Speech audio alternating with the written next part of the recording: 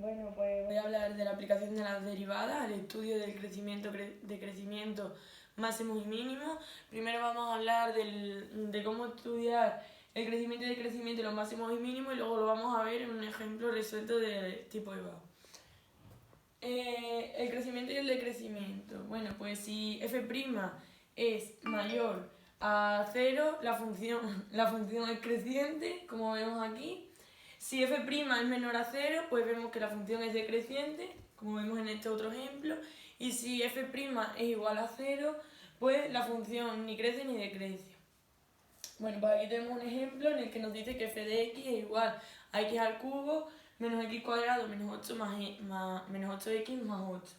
Bueno, pues primero tendríamos que hacer la primera derivada, que para hacer la primera derivada tendríamos que bajar el índice, que sería poner aquí el 3 y bajarle o sea, tendríamos que bajar el exponente y restarle 1.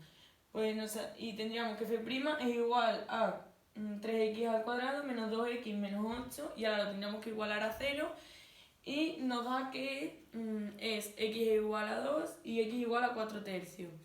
Y ahora para estudiar si crece o decrece, pues ponemos los intervalos que tiene la función, que sería de menos infinito a menos 4 tercios, de menos 4 tercios a 2 y de 2 a infinito. Y vemos que la función en el primer tramo crece, en el segundo decrece y en el tercero crece.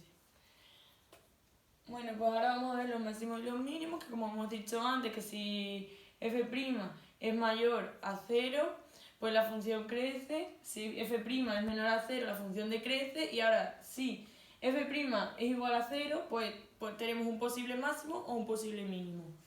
Si la segunda derivada de un número es menor a 0, pues tendríamos un máximo, que sería este. Y si fuera menor, pues tendríamos un mínimo, que sería el punto más bajo de la función. Y ahora en el ejemplo que vamos a ver necesitaríamos es el mismo que el ejemplo anterior, y entonces tendríamos que hacer la segunda derivada, que se hace la derivada de la primera, que sería de esta derivada tendríamos que hacer la segunda, que nos daría, habría que bajar esto, y como tenemos un 3 hay que multiplicarlo, 6x menos 2, como tenemos aquí. Y ahora hay que sustituirlo por los puntos que nos dio la ecuación de segundo grado anterior, que era el 2 y el menos 4 tercios. Y esto habría que sustituirlo en la segunda derivada. Y como vemos, cuando lo sustituimos por 2 tenemos un mínimo, y cuando lo sustituimos por menos 4 tercios tenemos un máximo. Ahora vamos a ver el ejemplo que nos dice que durante su proceso de fabricación una pieza adquiere una temperatura de acuerdo con esta función que tenemos aquí, y dice que donde F es la temperatura y el tiempo transcurrido desde que se inicia la fabricación en horas. Y ahora nos pide que determinemos el tiempo que debe transcurrir para que la pieza alcance la temperatura máxima. Bueno, pues lo que nos está pidiendo es que hallemos el máximo. Y para ello primero tenemos que calcular la primera derivada, pero lo que vamos a hacer primero va a ser como simplificar esto, que se nos quedaría en menos 5t cuadrado más 30t más 35. Y ya haríamos la primera derivada, que nos daría menos 10t más 30. Entonces esto lo igualamos a 0 y tendríamos que la t es igual a 3 horas. Ahora ya, una vez que hemos calculado la primera derivada, debemos calcular la segunda, pues para averiguar el máximo.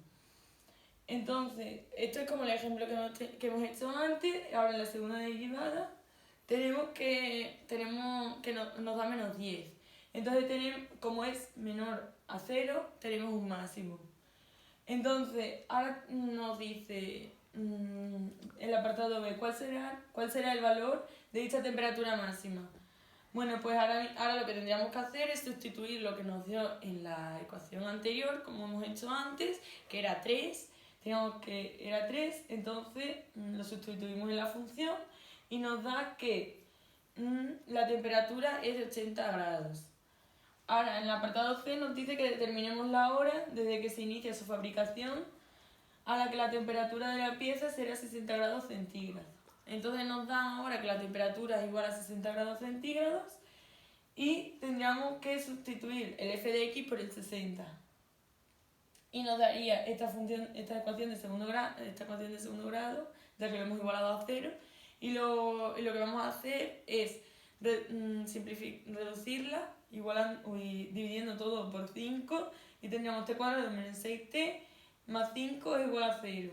Entonces haríamos la ecuación de segundo grado y nos dan estas dos soluciones que es la hora a la que se inicia y...